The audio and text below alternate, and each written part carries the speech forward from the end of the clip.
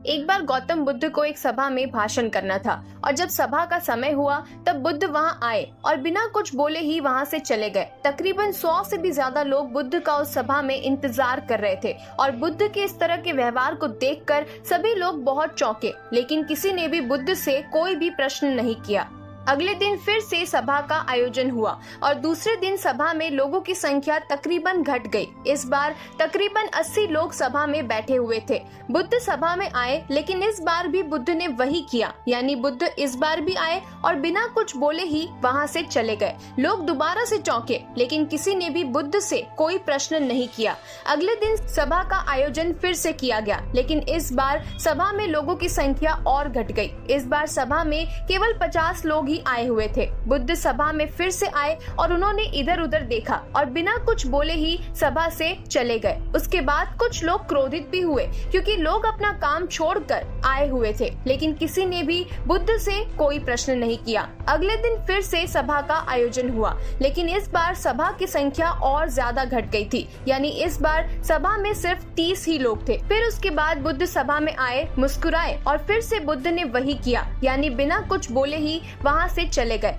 इस बार भी लोग बहुत क्रोधित हुए और इस बार लोगों ने उनके पीछे से बहुत कुछ कहा भी और बड़बड़ाए भी, लेकिन बुद्ध ने उनके किसी भी प्रश्न का उत्तर नहीं दिया। अगले दिन फिर से सभा का आयोजन हुआ और इस बार लोगों की संख्या बहुत ज्यादा घट गई थी, यानी इस बार सभा में कुल मिलाकर 15 लोग ही आए हुए थे। इस बार बुद्ध सभा में आए, लेकिन इस बार बुद्ध अपना आसन ग्रहण कर लेते हैं। फिर बुद्ध बोले और बुद्ध ने उन 15 लोगों को उपदेश भी दिया और वे 15 लोग ही बुद्ध के भिक्षु बन गए और आगे चलकर उन 15 लोगों ने ही बुद्ध के ज्ञान को अलग अलग दिशाओं में फैला दिया। फिर एक दिन बुद्ध से किसी ने पूछा कि बुद्ध, आप कई दिनों तक बिना बोले ही सभा से क्यों चले जाते थे? फिर बुद्ध कहते हैं कि मैं उन लोगों को खोज रहा था जो लायक थे, यानी कि पहले दिन 100 से भी ज्यादा लोग आए हुए थे, उसमें से ज्यादातर लोग सिर्फ आए हुए थे। उन्हें मेरे उपदेश से कोई भी मतलब नहीं था, वे बस आ गए थे और उसमें से ज्यादातर लोग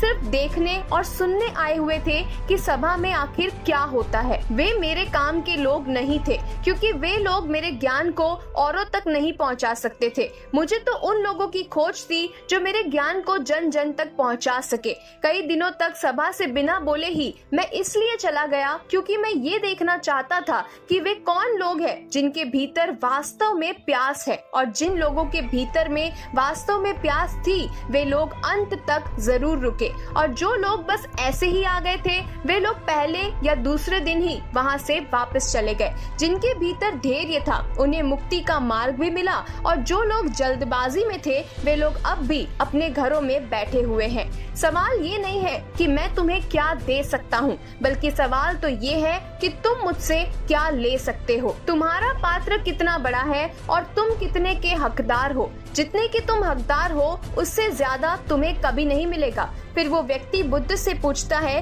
कि बुद्ध, लायक कैसे बने? बुद्ध कहते हैं कि धैर्य के द्वारा। जिस व्यक्ति के अंदर धैर्य है वो अपने जीवन में सब कुछ पा सकता है। सभा में जितने भी लोग आए हुए थे उसमें से अंत तक केवल वही रुके जिनके अंदर धैर्य था। चाहे तुम्हारे जीवन में तुम्हारा लक्ष्य जो कुछ भी हो, लेकिन तुम बिना धैर्य के सफलता के चरम तक कभी नहीं पहुंच सकते। फिर वो व्यक्ति बुद्ध से पूछता है कि कोई व्यक्ति अपने भीतर के धैर्य को कैसे बढ़ाए? बुद्ध कहते हैं कि निरंतर अभ्यास के द्वारा हम अपने भीतर के धैर्य को बढ़ा सकते हैं। जैसे कोई व्यक्ति जब ध्यान करना शुरू कर देता है तो उसका मन उसके सामने कई सारी अड़चने लाता है, लेकिन उसका धैर्य उसे एक दिन उसके लक्ष्य तक जरूर पहुंचा देता है। फिर वो व्यक्ति बुद्ध से कहता है कि मैं समझ गया बुद्ध, यानी मुझे धैर्य के साथ निरंतर अभ्यास करने की आवश्यकता है। अब हम भी ये बात समझ सकते हैं कि हमारे पास वो क्यों नहीं है जो हम पाना चाहते हैं, क्योंकि हम अभी उसके लायक नहीं हैं, और हम उसके लायक तभी बनेंगे जब हम अपने भीतर धैर्य को बढ़ाएंगे। और धैर्य कैसे बढ़ेगा? धैर्य बढ़ेगा निरंतर अभ्यास के द्वारा। और अभ्यास कौन करेगा? अभ्यास करेंगे हम। इसीलिए हमें सबसे पहले खुद से ये प्रश्न करना होगा कि जो हम भविष्य में बनना चाहते हैं, क्या हम उसके लिए धैर्य के साथ कर्म कर रहे हैं?